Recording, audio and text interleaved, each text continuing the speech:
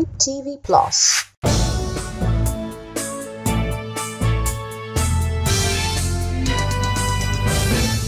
This is morning news on Flip TV Plus. Here are the headlines.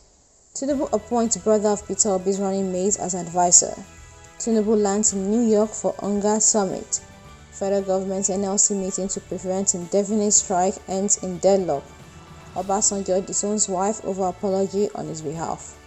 Mobad's family agreed to exhume body for autopsy. I will sponsor Mobad's son and family, says Pastor Jeremiah.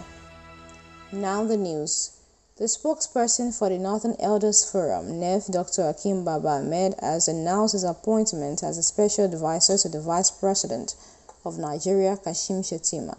Dr. Hakeem, who is the elder brother of Labour Party's vice presidential candidate in the 2023 president election, Dati Baba Ahmed, announced his appointment on X on Monday, September 18, and said it was no time to be fence-sitting.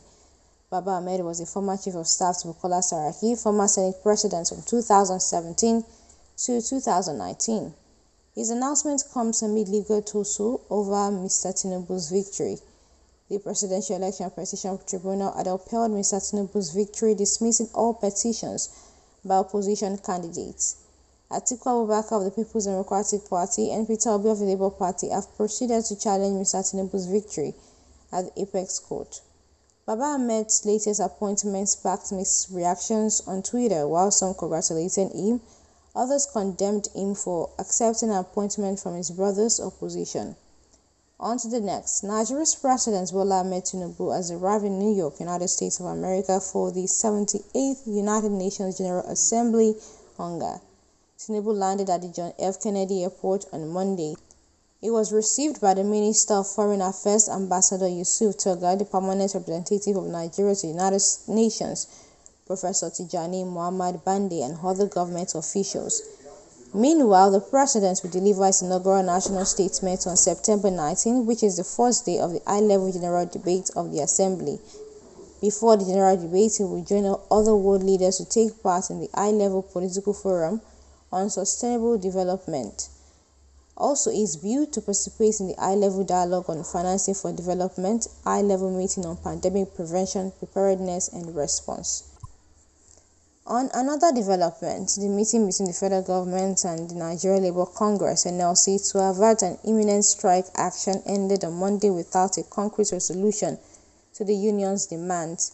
The Minister of Labour and Employment, Simon Lalong, and the Minister of State for Labour and Employment, Ikuruka Oyejeocha, met with the NLC President Joe Ajaero and other leaders in Abuja in an effort to stop organized labour from embarking on another industrial action. During Monday's meeting, Lalong promised to partner with organized labor to address demands of the union in a just and a balanced way. He appealed to the labor leaders to be realistic and frank in the discussions. The minister also expressed optimism that the meeting would lead to a resolution that is of national interest. In response, NLC President Joe Ajaero said his team was in the meeting and mixed feelings to find out whether something will happen or not, as many similar meetings in the past had failed to yield a positive response. Meanwhile, former President Olusegun Obasanjo has disowned his wife, Taiwo Obasanjo, barely 24 hours after she pleaded with all Yoruba worldwide to forgive him over a statement at Iseyin, Oyo State during Friday's inauguration of projects executed by the state's governor, Seyi Makinde. Reacting to the development, Obasanjo said Taiwo is neither his wife nor a member of Obasanjo's family, but rather an imposter despite having 2 children with him.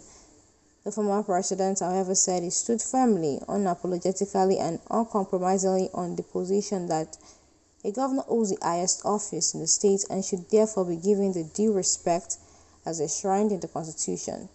Chief Obasanjo said this in a statement issued by a special assistant on media, Kehinde Akinyemi, and made available to journalists.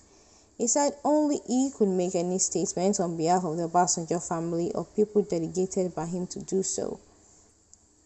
Moving on, the family of late Nigerian singer Mobad has finally agreed to exhume his body for autopsy.